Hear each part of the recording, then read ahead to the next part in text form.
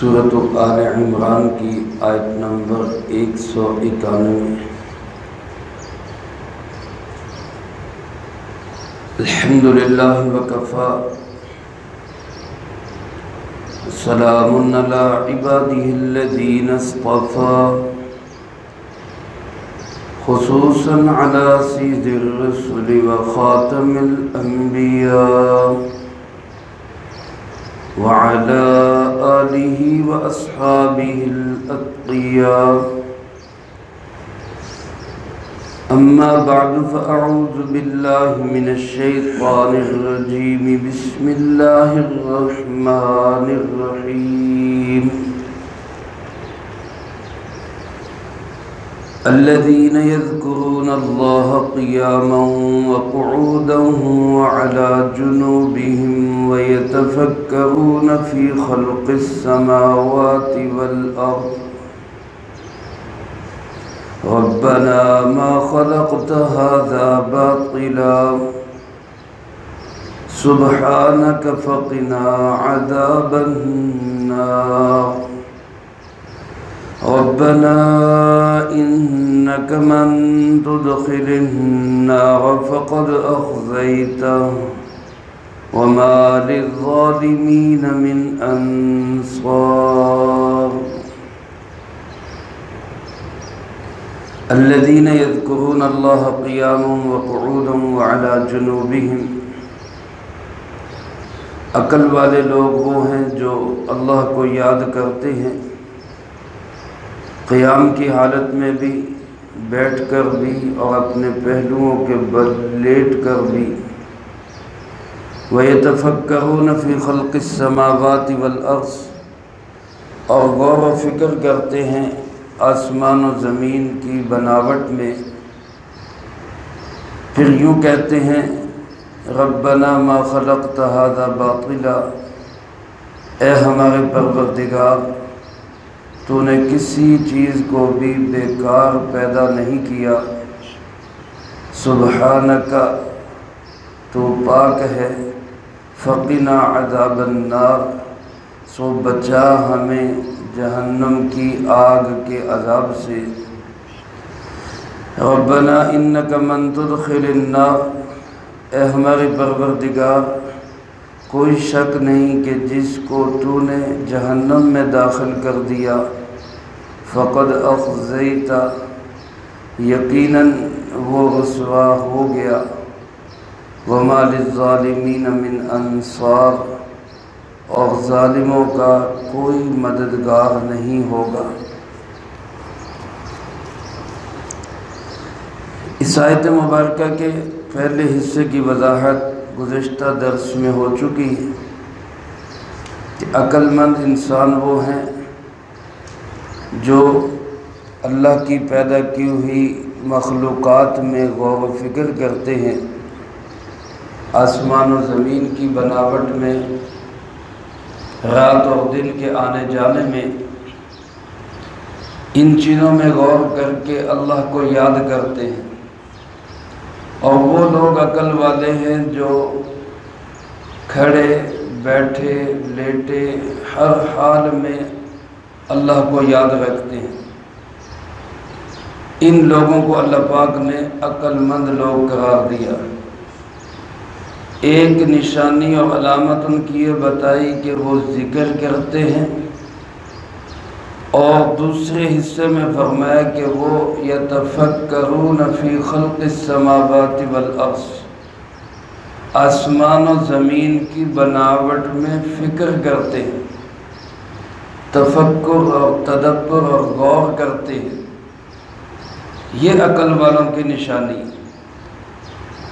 میرے محترم دوستو، انسان کا کام یہ ہے کہ وہ مخلوقات میں غور و فکر کر کے اپنے رب تک پہنچے، ان مخلوقات کو پیدا کرنے والے کے ساتھ اپنا تعلق بنائے، اللہ رب العالمین کی معرفت، اللہ کا دھیان دل میں پیدا کرے۔ یہ نہیں کہ چیزوں میں لگ کے چیزوں کا ہی ہو کے رہ جائے اور چیزوں کے پیچھے ہی بھاگتا رہے۔ اصل عقل مند انسان وہ ہے جو غور و فکر اور تدبر کے بعد پھر اپنے بنانے والے کو یاد رکھے۔ چنانچہ حسن بصری رحمۃ اللہ علیہ فرماتے تفکر ساعت خیر من قیام لیلۃ، ایک گھڑی کا تفکر، تدبر، غور و فکر کرنا، اللہ کی مخلوقات پہ دھیان دینا، فرمائے کہ یہ ساری رات کے قیام سے بھی بہتر ہے۔ یعنی رات بھر قیام کر کے انسان کو وہ اللہ کا تعلق نصیب نہیں ہوتا جو تعلق اللہ کا مخلوقات پہ غور کر کے نصیب ہوتا ہے، اس بات پہ تدبر کر کے کہ اللہ کیسے خالق ہے، اللہ نے کس طرح آسمانوں کو بنایا، کس طرح اللہ نے زمین کو بنایا، سورج چاند ستاروں کے نظام کو بنایا، خود انسان اپنے اندر کے نظام پہ غور کرے، کیسے اللہ نے آنکھیں بنائی، زبان بنائی، دل دماغ بنایا، ہمارے جسم کا سارا نظام بنایا، اور اس سارے نظام کو بنانے والا بھی کون ہے اور چلانے والا بھی کون ہے؟ اللہ رب العالمین۔ اس تفکر سے جو اللہ کا تعلق، اللہ رب العالمین کا دھیان اور اللہ رب العالمین کی معرفت حاصل ہوتی ہے، وہ ساری رات کی عبادت سے بھی انسان کو حاصل نہیں ہوتی۔ اس لیے تفکر بہت بڑی چیز ہے، بلکہ بعض علماء نے لکھا کہ تفکر افضل عبادت ہے، یعنی غور و فکر کرنا یہ افضل عبادت ہے۔ ایک بزرگ فرماتے ہیں جو غور و فکر کرتا ہے، اللہ کی مخلوقات میں تدبر کرتا ہے، اس کو صحیح علم حاصل ہو جاتا ہے، اور جس کو صحیح علم حاصل ہو جاتا ہے اس کا عمل بھی صحیح ہو جاتا ہے، اور جس کا عمل درست ہو جائے اللہ پاک اس کو اپنا بنا لیتا ہے، اللہ اس کو جنت نصیب فرما دیتا ہے۔ تو گویا تفکر اور تدبر یہ ہر عمل کی بنیاد ہے۔ اس لیے اللہ پاک نے فرمایا الذین یتفکرون فی خلق السماوات والارض، عقل والوں کی دوسری نشانی یہ ہے کہ وہ آسمان و زمین کی تخلیق میں غور و فکر کرتے ہیں، تدبر کرتے ہیں، اور پھر ساری زمین و آسمان کی تخلیق پہ غور کر کے پھر کیا کہتے ہیں؟ ربنا ما خلقت ھذا باطلا، اللہ تو نے کسی چیز کو بھی بیکار پیدا نہیں کیا، نہیں کوئی چیز نکمی قدرت کے کارخانے میں، اللہ کی بناوٹ میں اللہ پاک نے ایک معمولی سے مچھر سے لے کر بڑی سے بڑی مخلوق کو بھی بیکار پیدا نہیں کی۔ ہر چیز کا کوئی نہ کوئی کام ہے، ہر چیز کی کوئی نہ کوئی حکمت ہے۔ فرمایا کہ انسان جب اللہ کی مخلوقات پہ غور کرتا ہے تو پھر گویا کہ یہ بات ماننے پہ مجبور ہو جاتا ہے کہ جو اللہ نے بنایا اس سے بہتر کوئی چیز بن ہی نہیں سکتی، سب سے بہترین چیز اللہ نے بنائی، اور جو بنا دیا وہ سب کا سب کارآمد ہے، کوئی چیز بیکار نہیں ہے۔ فرمایا اللہ کی معرفت، غور و فکر اور تدبر کے بعد پھر انسان اللہ کے سامنے درخواست پیش کرتا ہے۔ پہلی درخواست کیا پیش کرتا ہے؟ سبحانک، اللہ تو پاک ہے، یعنی کسی چیز کو بیکار پیدا کرنے سے پاک ہے، فضول پیدا کرنے سے پاک ہے۔ جب چھوٹی سے چھوٹی کوئی چیز بھی اللہ نے بیکار پیدا نہیں کی تو جو انسان ہے اشرف المخلوقات ہے، ساری مخلوقات میں سب سے بہترین مخلوق ہے، کیا اللہ نے اس کو بیکار پیدا کر دیا؟ کیا اس کا کوئی مقصد نہیں؟ افحسبتم انما خلقناکم عبثا، تم کیا سمجھتے ہو کہ ہم نے تمہیں فضول پیدا کیا ہے؟ انسان تیرا بھی کوئی مقصد ہے، اور وہ مقصد کیا ہے؟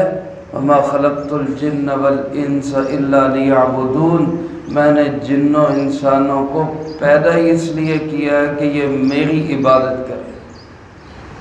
اور علامہ جلال الدین سیوطی رحمۃ اللہ علیہ نے یہاں لیعبدون کا ترجمہ کیا لیعرفون، کہ میں نے جنوں انسانوں کو پیدا اس لیے کیا کہ مجھے پہچانے میں کون ہوں۔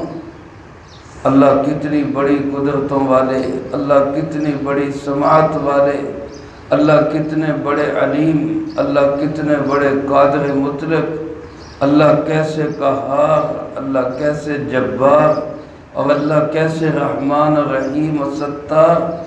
اللہ کی صفات پہ انسان غور کرے اور پھر کہے سبحانک، اللہ تو پاک ہے، اللہ تو پاک ہے۔ ایک سبحان اللہ کتنا قیمتی، آپ بھی سارے مل کے کہہ دیں سبحان اللہ، سبحان اللہ۔ اللہ کتنا پاک ہے، اللہ کتنا پاکیزہ ہے، اللہ کیسے بہترین تخلیق کرنے والا ہے۔ اللہ کی تسبیح کو بیان کرنا، یہ دن بھی ایسے ہے ذوالحج کے دن جس میں فرمائے کہ کثرت سے تسبیح بیان کرو۔ تسبیح کا مطلب کثرت سے کہو سبحان اللہ، تحمید کثرت سے بیان کرو، تحمید کا مطلب کثرت سے کہو الحمدللہ، تکبیر کی کثرت کرو، تکبیر کا مطلب کثرت سے کہو اللہ اکبر، تحلیل کی کثرت کرو، تحلیل کا مطلب کثرت سے کہو لا الہ الا اللہ۔ تیسرے کلمہ گویا کہ یہی انہی چیزوں کا جز ہے، یہ تیسرے کلمے کے اجزاء ہیں، سبحان اللہ، الحمدللہ، لا الہ الا اللہ، اللہ اکبر۔ یہ کہہ کر انسان پھر درخواست کیا پیش کرتا ہے؟ فقنا عذاب النار، پہلی درخواست اللہ میری یہ ہے کہ مجھے جہنم کی آگ کے عذاب سے بچا دے۔ ہم بھی یہی درخواست پیش کرتے ہیں، یا اللہ ہمیں جہنم کی آگ سے بچا۔ یہ ایک عظیم درخواست ہے، جو جہنم کی آگ سے بچ گیا، پچھلے رکوع میں بھی یہ بات گزری، فمن زحزح عن النار وادخل الجنت فقد فاز، جو جہنم کی آگ سے بچ گیا، جنت میں چلا گیا، وہ سمجھے کامیاب ہو گیا، وہ کامیاب ہو گیا۔ تو پہلی درخواست گویا یہ ہے کہ ہمیں جہنم کی آگ سے بچا، یعنی ہمیں کامیاب کر دے۔ اور پھر ساتھ فرمائے اللہ جس کو تو نے جہنم میں داخل کر دیا، انک من تدخل النار، اے اللہ جس کو تو نے جہنم میں داخل کر دیا۔ اللہ پاک کے داخل کرنے کا مطلب یہ نہیں کہ اللہ زبردستی داخل کرے گا، یعنی جو جہنم کی آگ کا مستحق بن گیا، جس نے ایمان حاصل نہیں کیا، جس نے اعمال درست نہیں کیے، جس نے اخلاق درست نہیں کیے، جس نے اپنے معاملات کو درست نہیں کیا، گویا کہ ہر اعتبار سے ناکام انسان ٹھہرا۔ اس دنیا کی زندگی میں، چند روزہ زندگی میں اس نے اپنے رب کو نہیں پہچانا، تو ظاہر ہے وہ مستحق بنے گا کس کا؟ جہنم کا۔ تو اے اللہ جو شخص تیری رحمت کے باوجود، 70 ماؤں سے زیادہ پیار کرنے کے باوجود پھر بھی تیری جہنم کا مستحق بنا اور تو نے اس کو جہنم میں ڈال دیا، فقط اخزیتا، یقیناً وہ تو رسوا ہو گیا، اس کی تو بڑی رسوائی ہے، وہ بڑا ہی ذلیل ہو گیا کہ اتنے رحیم و کریم اللہ کے ہوتے ہوئے بھی جو معمولی توبہ کرنے پہ بھی بخشش کے دریا بہا دیتا ہے، اس کے ہوتے ہوئے بھی انسان ناکام ہو جائے، جہنم کا مستحق بن جائے، تو اس سے بڑی رسوائی، اس سے بڑی ذلت کیا ہوگی؟ فرمایا وَمَا لِلظَّالِمِينَ مِنْ أَنصَارٍ، یاد رکھو وہاں ظالموں کے لیے کوئی مددگار نہیں ہوگا۔ دنیا میں انسان سوچ لیتا ہے میں پھنس گیا، میرا مال بچا لے گا، میں پھنس گیا میری پارٹی مجھے بچا لے گی، میں کہیں پھنس گیا تو میری برادری کے لوگ، قبیلے کے لوگ مجھے بچا لیں گے، چھڑا لیں گے۔ اللہ فرماتے یاد رکھو جو اللہ کی پکڑ میں آ گیا اس کو پھر چھڑانے والا کوئی نہیں ہوگا۔ اللہ ہم سب کو اپنی پکڑ سے محفوظ رکھے۔ تو وہ یہ ایک درخواست اللہ کی بارگاہ میں پیش کی جائے گی کہ یا اللہ ہمیں جہنم کی آگ کے عذاب سے بچا۔ یہ ہر وقت یہ درخواست پیش کرنی چاہیے۔ یہی عقل مند لوگوں کی نشانی ہے کہ بار بار ہم اللہ سے یہ درخواست کریں اللہ ہمیں اپنی سزا سے بچا، اپنی رحمت کا مستحق بنا۔ اللہ مجھے آپ کو سب کو اس کی توفیق نصیب فرمائے، جو کہا سنا اس کو زندگی میں لا کے دوسروں تک پہنچانے کی توفیق عطا فرمائے۔ اللہم انت السلام ومنک السلام، تبارکت ربنا وتعالیت یا ذا الجلال والاکرام۔ اللہم اعنا علی ذکرک وشکرک وحسن عبادتک۔ اللہم احسن عاقبتنا فی الامور کلها واجرنا من خزی الدنیا وعذاب الآخرہ۔ اللہم باقیتا کباقیت الولید، اللہم استر عوراتنا وآمن روعاتنا۔